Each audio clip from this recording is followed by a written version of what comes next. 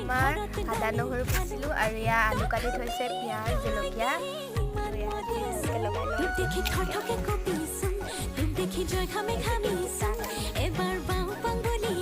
পানী লাগি গ'ল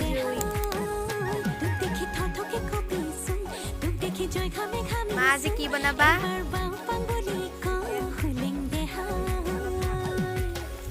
ঠাণ্ডা দিনত পুৰা